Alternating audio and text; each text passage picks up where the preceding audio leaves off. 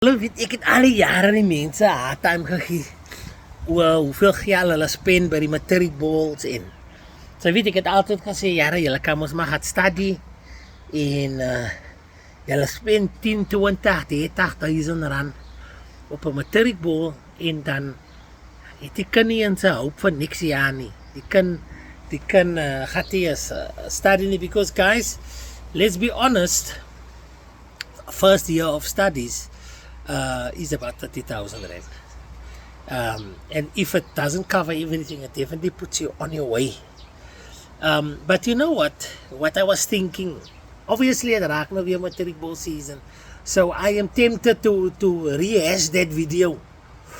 And you know what, I think this year I'm going to do it a little bit different. And what I mean by that is I'm going to try not to shame the people with the decisions that they're making, right? Just because the decisions that they're making is different to the decisions that I made. Also, priorities are different and all that. But what I will do is I'm going to give you something to think about. And basically what it comes down to is giving a huge matric ball final, like a matric dance, right? And not giving the child any kind of hope for next year or for the future is almost creating the impression that matric is the end, and you are celebrating that end of that journey. Now, I understand that matric is the end of your career at school and that it does warrant some celebration. But you realize the older you get, and that is something that I try to do with my children, is I try to instill the value that matric is the setup for the next thing, right? And just like you can celebrate your birthday every year, you don't necessarily celebrate your birthday as if it's your last birthday every year. So we kind of went within what we could afford. We didn't overspend, and we gave, especially Isaiah and Ethan, obviously through witnessing them, the idea that, you know what, this is the end of this chapter, and we are preparing you for your next chapter, right? So I think this year my approach is not going to be condemning people and scaling them out and all those things, because ultimately they're not spending my money.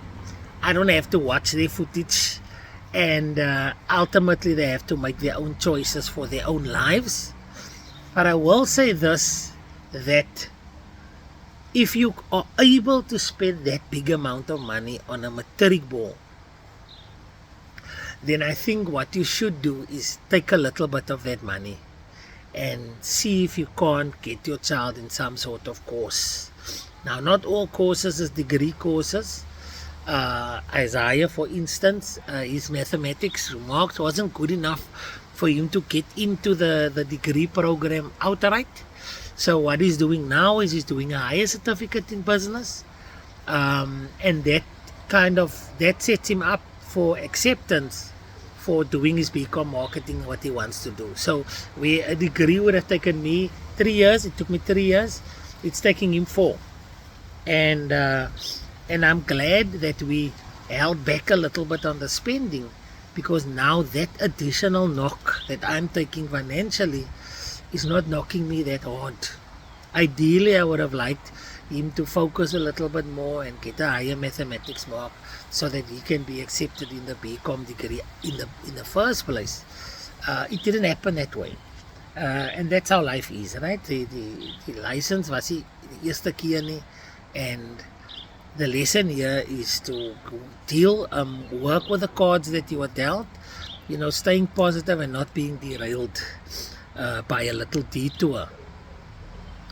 So I think what the universities and the I would say the tertiary institutions should promote is some sort of budget courses that they can do, like 1 year courses that's about the price of a matric ball farewell, and offer that as options to the kids.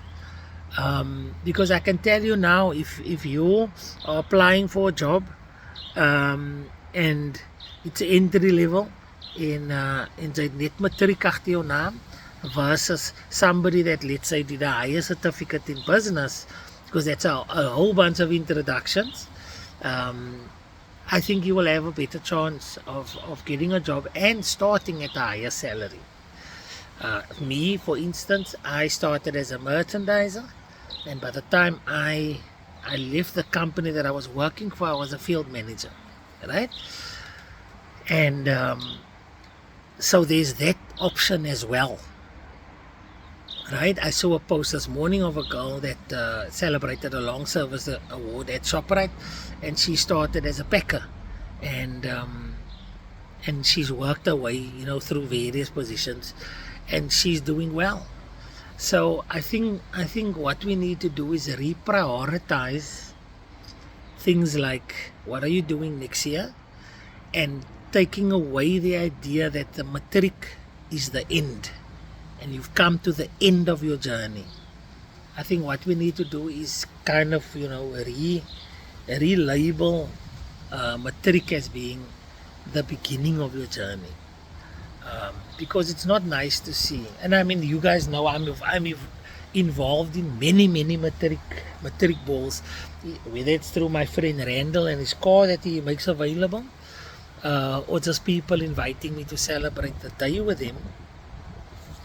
I see a lot of people that are going all out, and then when you follow up with them the next year, then the child is at home, and all they have is their memories. So yeah, I wish all the matrics of this year luck, best of luck, and think of this as your stepping stone. Another way, for those of you that stay this this long in the video, another way for you to actually get a free ride into university, whether you have money or not, is in fact to get fantastic grades. And it's a very overlooked hack that the children are missing, is if you get straight A's, if you're the head boy of your school, if you get national colors in something, but more importantly, if you get fantastic grades, there's a very good chance that you could just get a bursary. And there should be more bursaries given for good grades, in my opinion. And I think that's an avenue that a lot of kids don't even consider, because they think getting good grades is something that happens automatically, or getting good grades is something that just happens organically, and it's not the case. It's hard work. So yeah, I hope you enjoy your Heritage Day, and I hope to see all of you with good news in the new year.